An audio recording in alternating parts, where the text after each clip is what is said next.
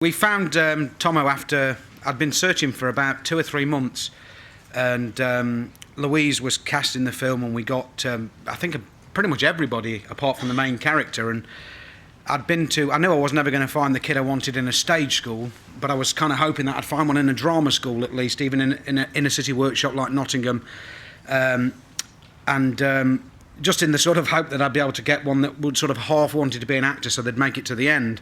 And that didn't happen, and so we called in this guy called Des Hamilton, who was a specialist street caster and had found the kid in Ratcatcher and got a really great reputation for just going out into council estates and basically real areas and giving out cards and getting kids to come to auditions. And Tomo was one of those. He was found that there's a project called the Space Project in Grimsby, which is for kids who maybe aren't in school or aren't in school a lot, and of which Tomo was at the time. And he just turned up on a tape, and I watched this tape. It's on the website that we've set up for the film. He actually shows what is it, Mark? This is englandmovie.co.uk, and you can actually see that very first audition. He's no bigger than my hand. I mean, he's tiny. That joke about him being 3, that's quite rude because he's grown a lot. And I saw this tape, and it was like looking in a mirror 20 years ago. And seeing myself, this little kid who was obviously smaller than every single other person on that tape, but had more balls than anyone on there. And I wanted to meet him from seeing that tape, and I went and met him, and he scared the life out of me because I thought, I'll be lucky if I get 5 days out of this kid, never mind, a whole shoot. But he proved us kind of wrong and right at the same time, and he made it to the end, and obviously it was worth every second. I think so too. Well done, Tomo.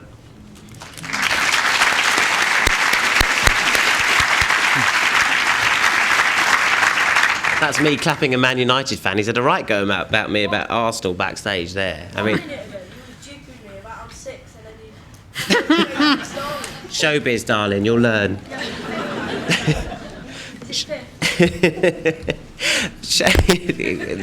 I don't know how you do it, but you do bring fantastic performances. You've done this throughout your career. You've done fantastic performances out of non-professional actors or actors that we haven't seen that much.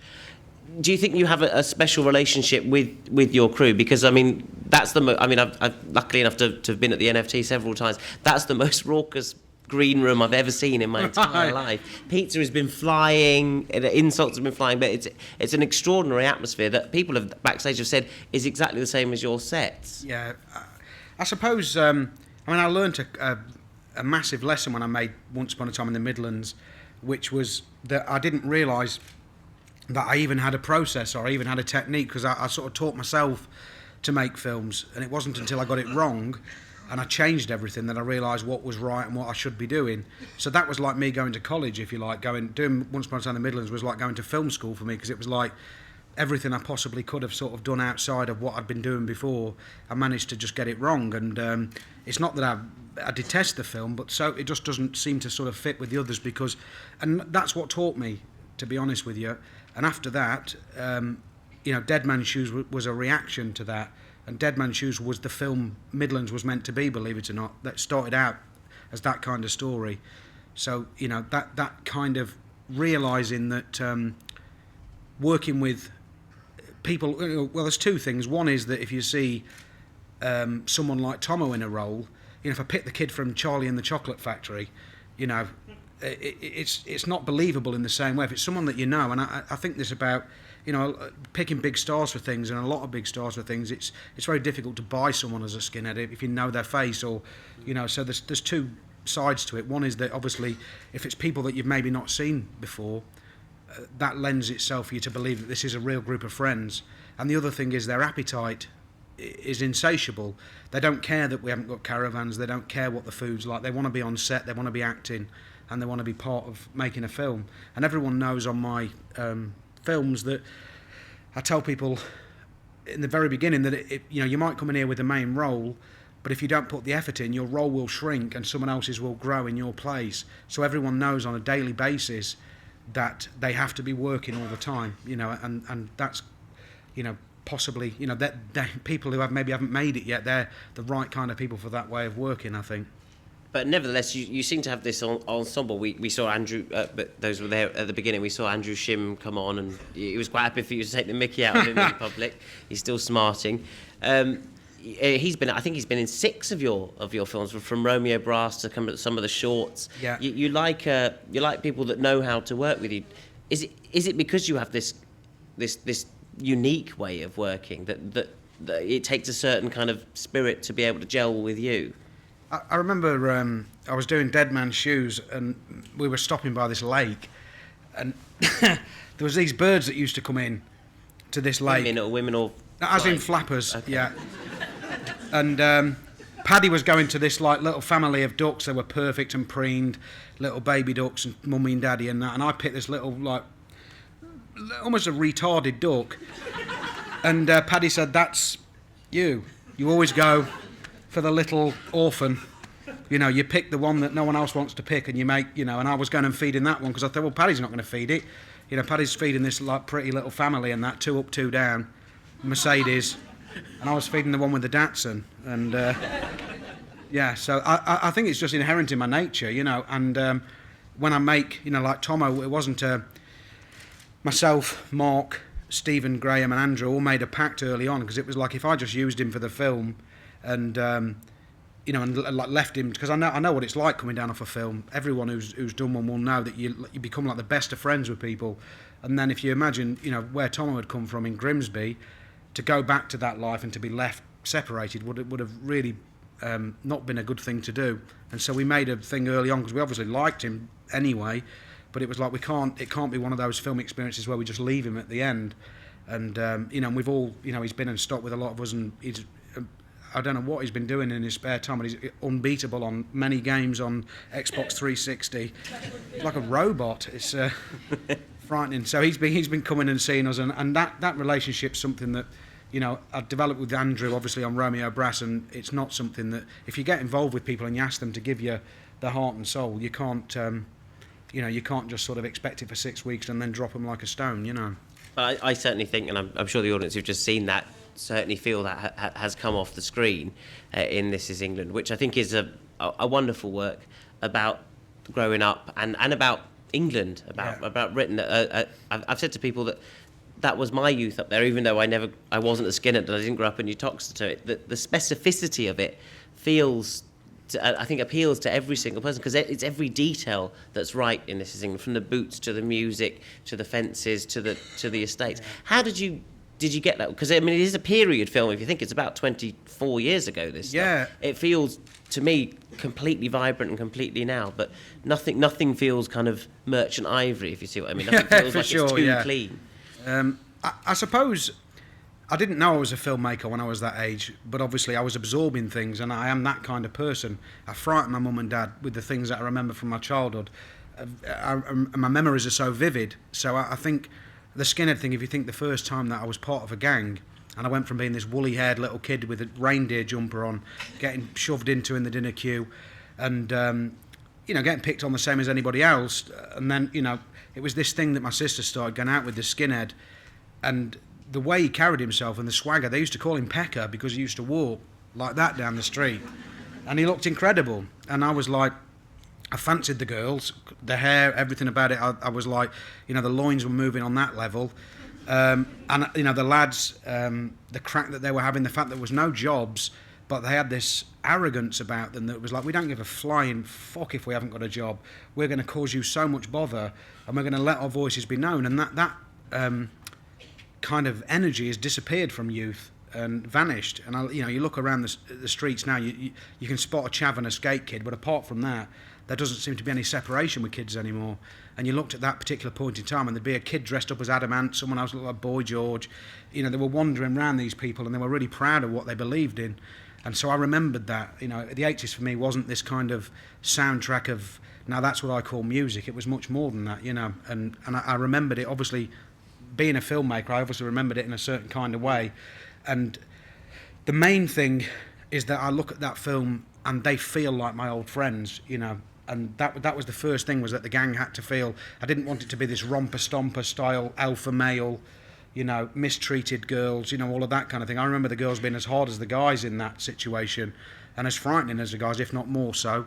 and I wanted the gang to be all shapes and all sizes as my gang was, because Uttoxeter wasn't big enough to have a really cool gang of skinheads. It had a fat one, a thin one, a long one, a small one. Yes. And I mean, and the clothes and the music, I think, are integral to a film like this. I didn't say that they're all. I think they're always important in every aspect of film, and sometimes overlooked, I think. But in a film like this, if you get one detail wrong, I think the whole edifice crumbles. You know, the small, can of the pyramid of Coke cans, it will fall away if the boots are wrong or if the music is wrong. How hard did you work with that, or is it just simply instinctive to know that?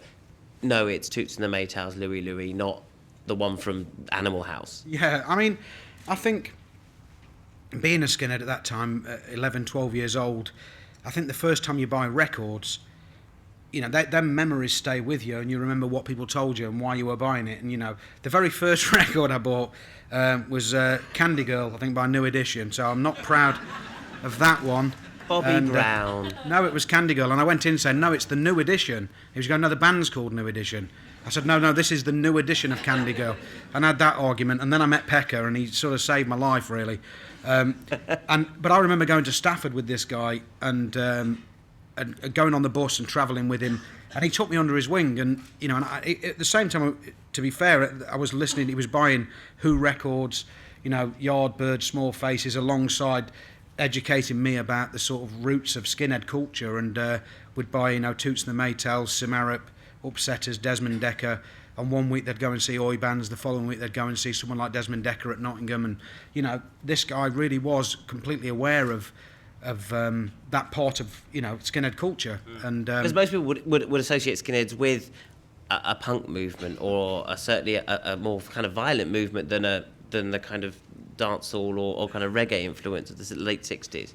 Yeah, I suppose the thing that was put across to me was I could be a skinhead because I was working class. It was like that basically it wasn't a rich boy's game. A pair of docks, a pair of work jeans, white shirt, braces if you'd got them, shaved head, and that was the job done. It was like there was something about that immediacy of that it's like, well, I'm being told at school I'm a sack of shit. I'm going to sweep the streets, or I'm going to be emptying bins, but actually these people make me feel alive, and we've got our own music. I understand my culture. It goes back 15 years.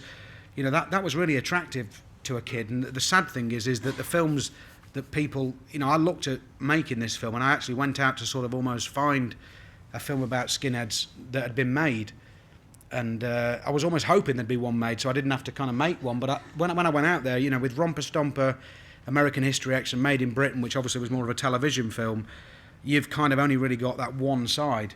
And if I wanted to go and pitch a film, I'd probably much easier to get a Romper Stomper British version made than it would to be making This Is England with piano music in it and something far more sensitive to it. But I realised there was a huge gap there. So if I was sort of going, I used to be a skinhead, people think it means I used to be a racist, and I was not a racist.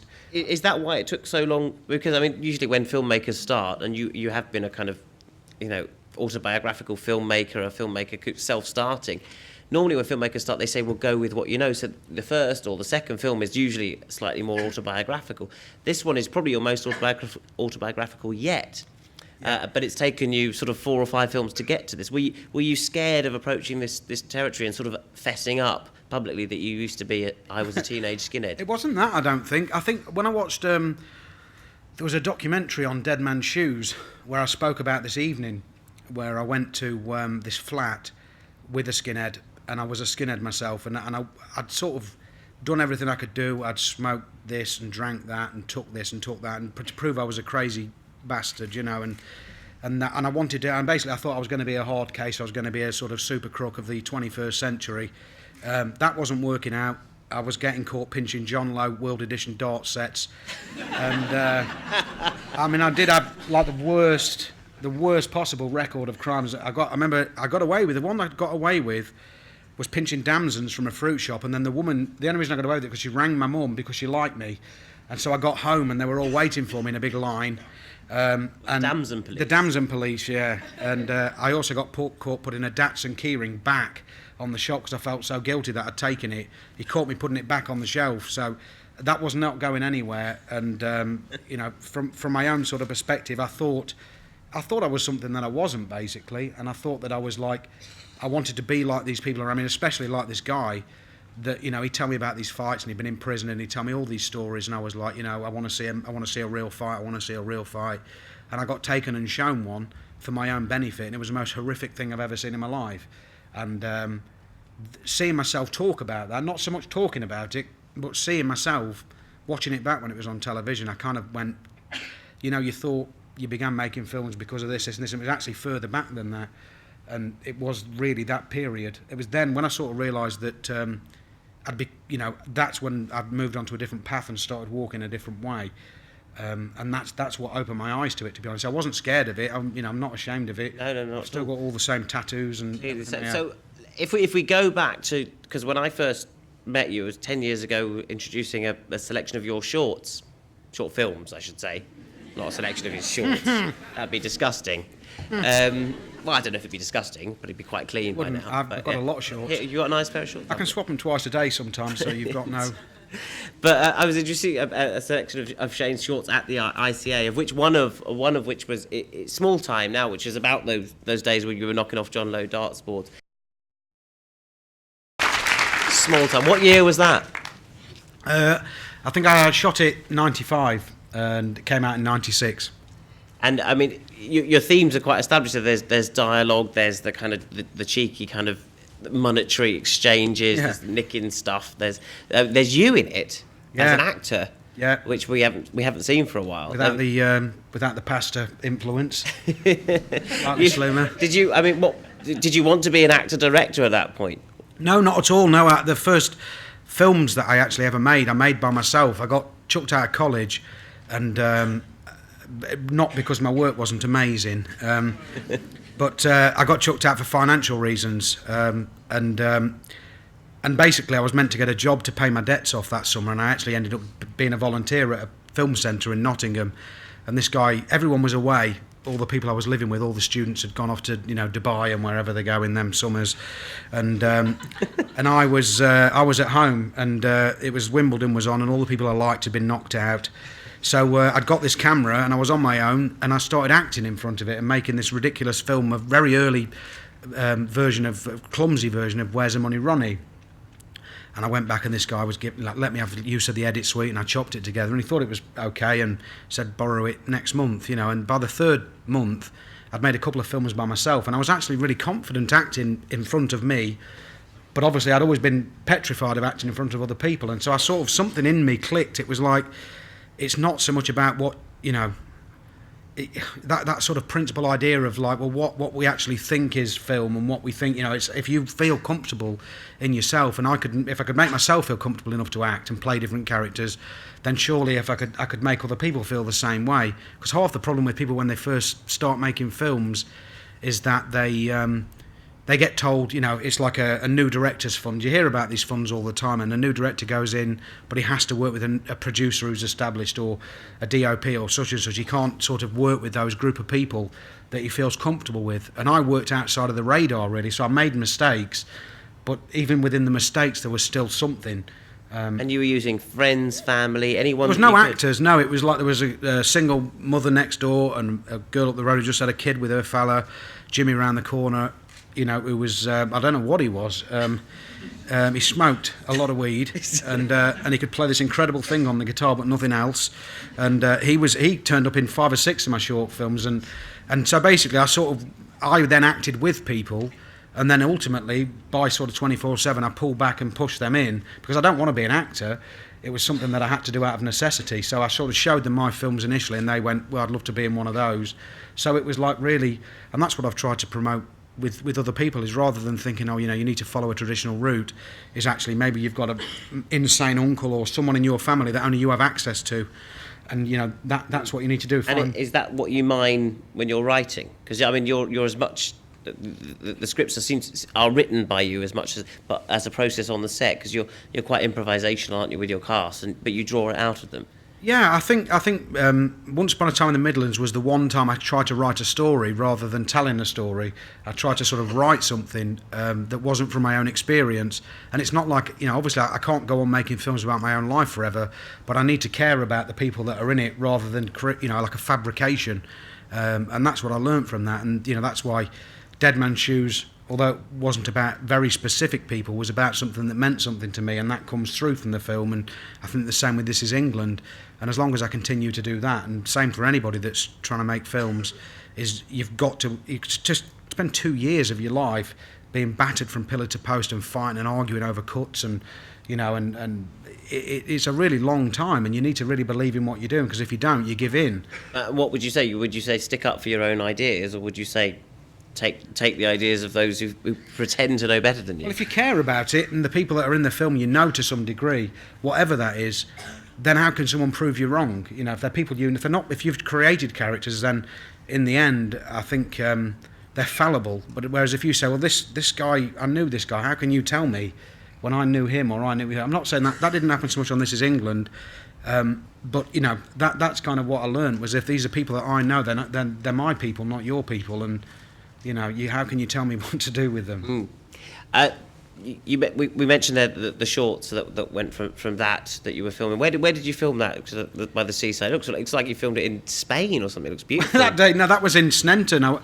I was making all my short films in Sneinton in Nottingham, and we actually had the budget. I made a documentary for Channel 4 about a bare knuckle fighter, which is a story I still want to tell as a feature film. And the wages that I got from that were used to make Small Time. I got about, how much was that? About £4,000.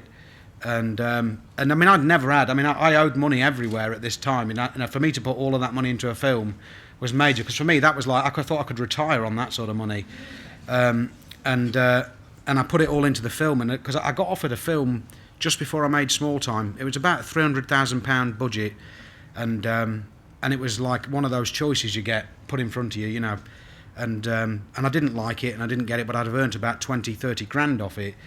But I didn't want my first film to be a piece of shit, Because it was someone else's script. It was one you couldn't bring any ideas to. Yeah, but I would have earned enough money to maybe make Small. I could have. But even back then, I could not sacrifice it. I just thought to myself, well, I'd rather fail with my own £5,000 than I know I'm going to fail with that. But to me then, they were shooting on film and I was shooting on video. They were going to Morocco and I was shooting in Sneinton. It was. It wasn't it was an easy choice to make, because there was never a choice to make. But it's all about markets and bartering anyway, wherever you go. For sure, yeah. Then you went on to do 24/7, which you did, having done these kind of bright, hyper-real shorts that had this great colour. You did this quite brave for your first feature, I thought, 24/7. Black and white, about boxing. It was quite sort of downbeat compared to the kind of low-life kind of upbeatness that was in the short films. What made you kind of say, I've done all this bright stuff and shelved it, so I'm going to go black and white for my next one? I think I kind of, I took I give Stephen Woolley a lot of credit, because, it was almost like he asked me what I wanted to make, and he asked me which characters were, he said, what have you got in your locker, and I told him about this guy, Naishi, from Uttoxeter, who'd set up a football team for us when we were kids, and, this guy, there was sort of something, this guy was a bit haunted. As much as he was like incredible as a football coach, was also something really sad and vulnerable about this guy. And he's still in Uttoxeter now, and he's a really amazing local character. But at the same time, there was this loneliness that surrounded him, So I didn't kind of want to depart. It just, that was him, and and I sort of like wanted to pay homage to him, really, because I realised as I grew a bit older, that he believed in all of these kids and put all of his heart and soul into these kids, and they just pissed and shit on him from a great height, and it was like, as an adult, you saw people mocking him in the street and taking the mick out of this guy, and you were thinking, in his heart of hearts, he's an incredible bloke. That's not presumably how you pitched it to Bob Hoskins when you asked him to get the role. No, I was honest, and I said, for me, it's a sort of study of loneliness, if you like, that this idea of someone floating around and attaching themselves to other people to try and help other people as a way of avoiding the hole in themselves, And after 24/7, you did A Room for Romeo Brass, which the blue underpants of which adorn my shelves today, even now. I think it's a fantastic film, a wonderful kind of evocation of childhood, which stars one of the stars of This England, Andrew Shim, and Vicky McClure, who plays Lol in this. She played his sister, and they're dating now. It's a strange setup. You've spawned that. Yeah. You feel like. Well, I knew Andrew liked her even then. I could tell, but he had to sort of. He was about 4'3" or something, and she was 15. They were both 15 at the time, and so you know, it's really mad that they've come full circle and they worked together as a couple on this. And I mean, Andrew was.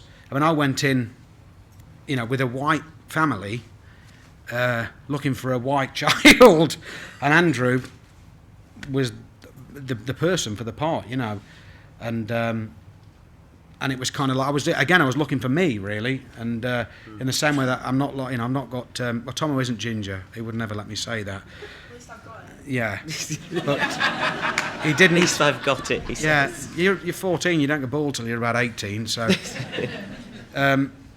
you know, and it's all about connection and chemistry, and you know, and I met Andrew, and I got told at the audition when I first went to pick the kids that this guy who was running the place, so I've got a decent relationship with, but he told me out of everyone that was there, the one person he couldn't recommend was Andrew.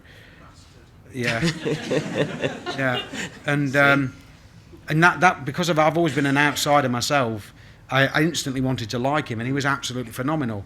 So I created a kind of, you know, he's like, you know, his mum's could be mixed race, he's Jamaican, his dad's a white Cockney, you know, but no one gives a shit because it feels right, you know, and that's kind of like, and I knew families like that, you know. I went out with a girl who had a kid, you know, they were mixed race, and I'd walk down the street with this girl, and I'm white and she's white, and he's not, and people used to look at you, you know, but it happens, you know, it just happens, and I had to pick the right person for the part, and if that meant whatever it meant. And you know, the maddest thing about it is I never got asked about that. I thought I'm going to go out there and people are going to go, what the friggin' hell's going on there?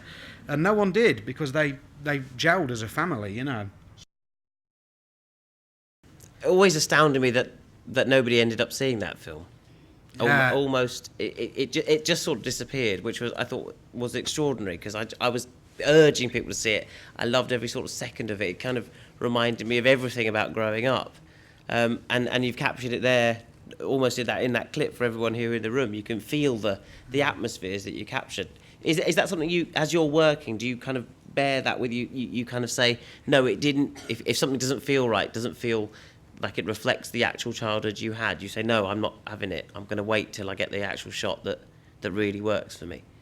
I suppose, I mean, especially on Romeo Brass, it was as much about Fraser and my relationship with him growing up as it was my own life, because that was him, you know. Paul Fraser who wrote your scripts. Yeah, Paul Fraser and me, he'd come in to help write 24/7, and then we wrote Romeo Brass together, and it was him. He had a bad back, and he was the one that, you know, basically had to spend 2 or 3 years of his life in bed, and we ended up having this very separated relationship. And it was that thing that, you know, I sort of signified everything, all the characters that I went off and hung around with in one person in Morel. I didn't actually just have one mate and whatever. I kind of disappeared. He was in bed, and I let him down, and I did turn up in his bedroom and laugh at him because his hair was about this long, and he was about 42 stone, and you know, and you know, at the end of the day, that was kind of something very specific to me and him. But it was that period just before you sort of hit puberty, when, you know, the porno mag thing and all that. I mean, that actually was like, you know, his dad had the best collection of natural ladies. You know, these people they were just as God made them, and I needed those magazines, and only Andrew in the auditions could portray that desperation. I had those yearnings to see those French ladies in the park stood around with the suspenders on and what have you.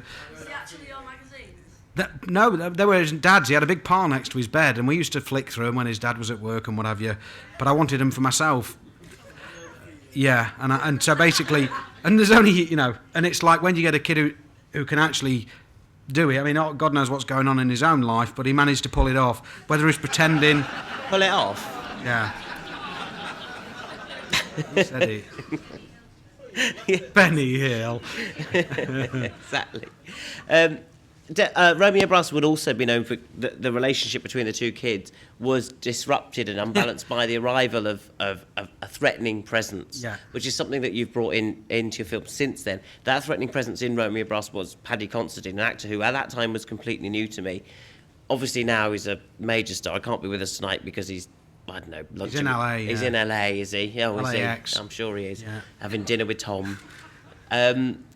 He's going into an enormous.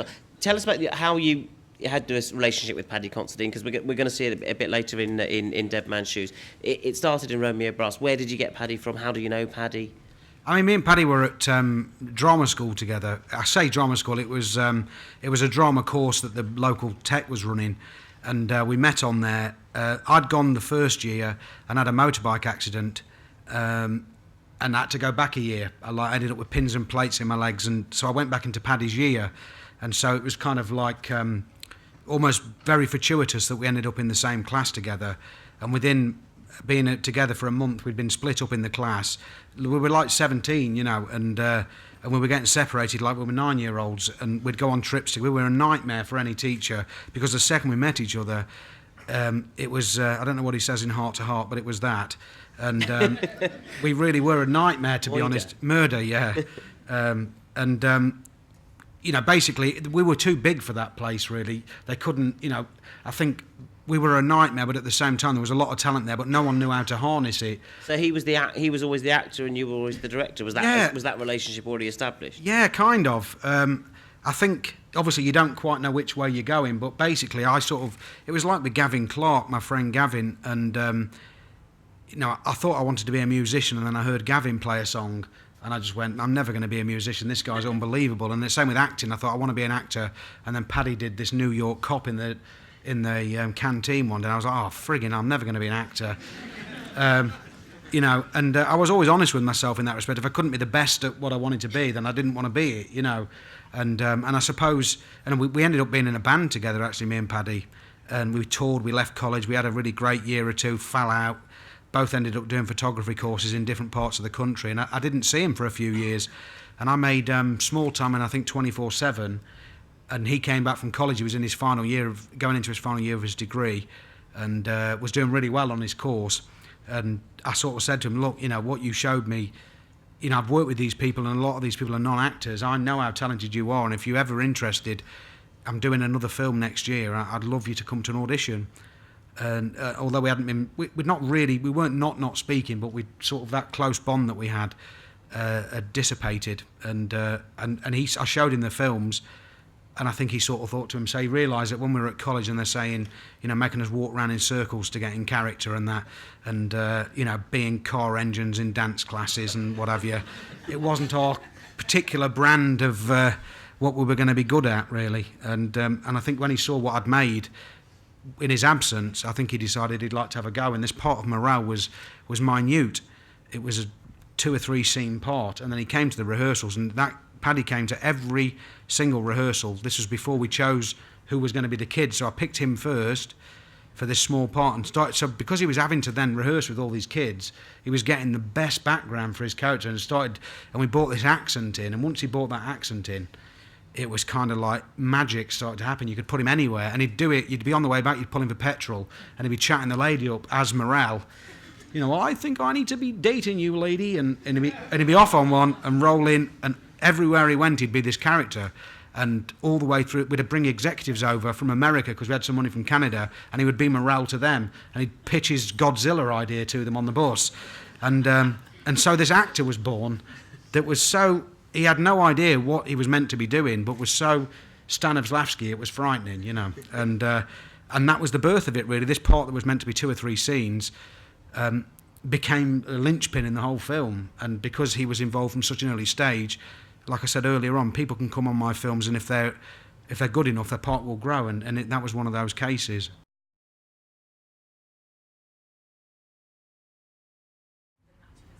Okay.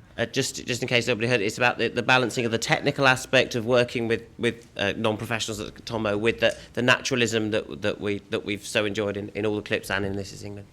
Yeah, I mean, in reference to what you read, that was really when Tomo, the first day he came on set, he'd obviously been in a rehearsal room in Nottingham, and then he turned up and there was a great big boom pole with a big furry mic on it and cameras, and, you know, it didn't actually take him that long to get used to that. I think the way that I probably try and get round that is to work with the actors for a couple of months before we actually get on set, and whenever we go on set, rather than the actors working around the technical requirements of like, you know, people never go on my sets and light before I've rehearsed my scene. So I will actually take whoever it is, say for instance Tomo and his mum, and we'll go up and work on the scene.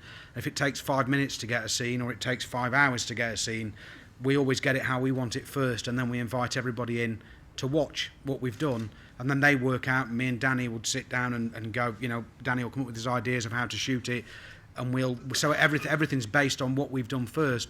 And I think in a lot of films, especially films with bigger budgets than that, the actors have to work around technically what's going on. You have to land on this mark and do that, and then this explosion is going to happen. And you know, in my films, I suppose it's easier for non-actors with me because we get to make what we want to make first, and then we reveal it to the rest of the crew afterwards. Okay, I mean, the basic premise behind the Falklands, there was two things. One, that as an adult, looking at the material from that time, because I got access because I wanted to basically use, what's it called, Mark? Archive, thank you, yeah, technical word. Producer that, yeah. Isn't he? ARCHIVE. And I wanted to use this archive material, and I was actually staggered because I think you build an idea up of what went on in a war, or what happened, who you were fighting. And as a kid, I remember it was almost like a World Cup campaign. England to go into Italy, smash the ITEL, and it was very similar. It was like, bring down the Arges, we got you, and there was boats, and there was actually people's dads and people's fucking children dying in these things that we were laughing at, and then when I saw the people that we were actually fighting against, the shame that came over me was unbelievable, because it was like, well, we look like we've got paratroopers out there, and they look like there's actually kids who've just literally been pulled out of school and dropped on an island to have a fight. And that for me was paralleled in that nature of that beast of someone like Combo, that someone with that sort of rage, the whole thing of having that sort of massive advancement in technology, and the Iraq war, the first time that went on, of separating yourself out, how you can read the headlines, and especially the Iraqi crisis the first time around. We watched the whole war from night vision in an aeroplane and watched little puffs of smoke coming out of buildings without realising this fucking thing is going to rip through. You have no concept of what the reality of it is, and I felt a lot of shame for that, because I'd sort of been there like all the other kids, almost waving Union Jacks, going, kill everybody, kill them all, they're really evil, they look like Mario, kill them, it was like, it's horrific, and so, the film is this microcosm of that sort of behaviour, of like almost hating something and not knowing why you hate it. And that's what the National Front represented to me. They didn't just hate the fact that these people, in their eyes, if it was about jobs, if it was about taking jobs and, you're taking food out of my child's mouth, then that's one thing, but it wasn't. It was about the spices, it was about the smell, it was about the religion, it was about the fact that they couldn't integrate with them. They didn't know how to, they couldn't stand the fact that they were much more unified family-wise, and they looked after the old people. And, it was a complete hatred of the culture. It wasn't to do with jobs. And, and so that, for me, the film was this microcosm of these much bigger ideas. And at the end of it, Combo is looking at that guy and he's just jealous. He's just jealous of the fact that he thought this kid was going to be like him. He wasn't going to have parents like him, and he'd made this massive assumption that because he was black, he wasn't going to have a father, or, and he jumped to this enormous conclusion. So the film became this sort of microcosm for much bigger themes. And when I watched the footage of, the British soldiers weren't taking the piss, but when you see somebody pulling a piece of tarpaulin over a body, that little body, whether it be 16 or 17 years old, was born at some point, went to school at some point, learned to read, learned to write, learned to walk, ride a bike, and the fact that I could have, when I was that age, and we can all do it now with the news, things just wash over you, and so I wanted to make people care about something so small. So the fact that I've got an 18 certificate for one fight in a film, that sort of proves the point that we managed to hit what we tried to hit. And, I wished it wasn't an 18, but so if people can warrant something an 18 certificate over one act of violence where somebody doesn't even die, yet they'll give a 15 to 300 slaughters, or the film 300, that tells you something about us, I think. It's quite interesting that you mentioned that the 18 certification, which we mentioned at the start, because Tomo couldn't come and see the film here, ridiculously. it's something that local councils can overturn. The BBFC ruling of an 18 certificate, local councils can say, no, we're going to show it as a 15. I think Bristol was today said they are, and you're trying... Grimsby are trying to do it, so that Tombo and his family and his mates can go and see it. This can you're trying to sort of exert that pressure throughout the UK. I mean, the film comes out on Friday. How hopeful do you feel about that? I mean, not massively hopeful. Some people have overturned it, and at the end of the day, it's not an easy decision to make. I'm not like calling these people. I'm not calling them buffoons, idiot. It's not an easy film. There's no two ways about it. But I think there's far more danger of copycat crime or copycat violence in things that give you no concept or consequence of violence. You look at films like Natural Born Killers, which spawned this thing, and it's just literally like whack him, kill this person, kill that person to music, roll on another 15 corpses. Whereas one person getting beaten up in a flat in this film has a repulsive effect. So that's why I'm a bit gutted, because I sort of think it actually has the complete opposite effect of what they're worried about. But the BBFC said to me that it was too subtle. That's why it's an 18. They couldn't. It was too subtle. It would confuse people. Your film was too good to be kind of to actually be appreciated. Yeah, I think they're scared. That's fair enough. It's a very difficult subject matter, and obviously at the moment politically, it's a really difficult subject to face. So I get it. But I know what you're saying. I am sort of sat here at the minute thinking exactly that, to be honest with you. I'm sort of like, what on earth do I make? Because obviously I can't make another one about me, because me's not interesting enough to pull another one out.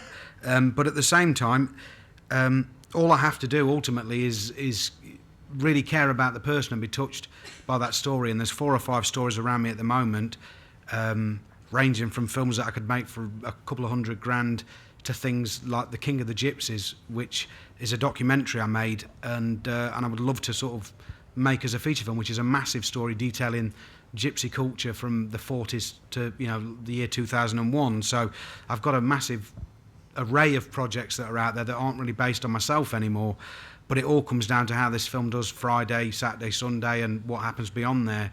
So as a filmmaker, it's not just a simple case of sort of going, I've got this or I've got that, because it's okay having The King of the Gypsies, but if I've not got the financial clout, I have to use, Brad Pitt as the King of the Gypsies and Mark Herbert as the ringmaster in The King of the Gypsies. All jokes aside, it really is one of them sort of situations where you have to see how you do. And I've got immense support with Film 4 and EM Media, and the Film Council have supported me on the last 2 films, but at the same time, something like that probably needs, a really big, decent-sized budget, because I don't want to tell the story of the gypsy community and not have the right caravans and not have, so I've got bigger projects out there, and I've got things that would be seen to be smaller projects out there as well. But it's all a case of really, what the world will let me make, within me wanting to do it how I want to do it. Rather, I could make anything, but I don't want to have Ted Danson in it, Ted Danson. Reviving the career of Ted Danson. Steve Guttenberg. Exactly. Cheers, love. But I find it almost upsetting that you're now in the point where you say it needs to do well Friday, Saturday, Sunday. I need to have a big opening weekend, because This Is England, it seems to me, is a film that people will sort of say, oh, have you seen that? Building word of mouth. It needs a chance to kind of grow. It's not an immediate sort of great attraction to loads of people that a line of skinheads is on the poster up against a fence. And you're saying it needs an opening weekend, and I really think it's a film that needs to kind of...